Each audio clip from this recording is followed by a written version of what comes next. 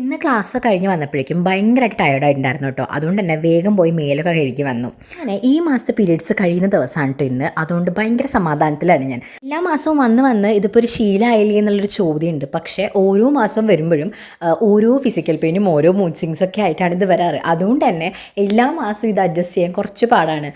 സത്യം പറഞ്ഞാൽ 5-6 ദിവസം കുറച്ചധികം ചലഞ്ചിങ് ആയിട്ട് തോന്നാറുണ്ട്.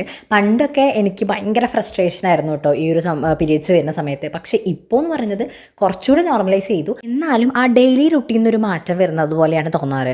കാരണം എൻ്റെ ഒരു കാര്യം എനിക്ക് ചെയ്യാൻ ഇഷ്ടമല്ല, സെൽഫ് കെയർ കൊടുക്കണം എന്ന് ആഗ്രഹം ഉണ്ടെങ്കിലും എനിക്ക് കൊടുക്കാൻ പറ്റാറില്ല. അങ്ങനെ ഒന്നും ചെയ്യാൻ ഇഷ്ടമില്ലാത്ത കുറച്ച് ദിവസങ്ങൾ. അതുകൊണ്ട് തന്നെ വീഡിയോസ് പോലും എടുക്കാറില്ല കേട്ടോ. അതാണ് കുറച്ച് ദിവസമായിട്ട് വീഡിയോസ് ഒന്നും കാണാറില്ലാത്തത്. പിന്നെ എന്തായാലും നമ്മൾ ബാക്ക് ടു ഒരു എന്താ പറയുക റുട്ടീനിലേക്ക് എത്തണമല്ലോ. അതുകൊണ്ട് ഞാൻ വേഗം മെയിലൊക്കെ കഴുകി സാധാരണ പോലെ നല്ല ചൂട് ബൂസ്റ്റും പിന്നെ ഞാൻ പപ്സ് വാങ്ങിയിട്ട് വന്നിട്ടുണ്ടായിരുന്നു. അപ്പോൾ അതും ഇന്ന് വൈകുന്നേരം കഴിച്ചു. അപ്പം ഇനി ഇത്രയേ ഉള്ളൂ. ബൈ.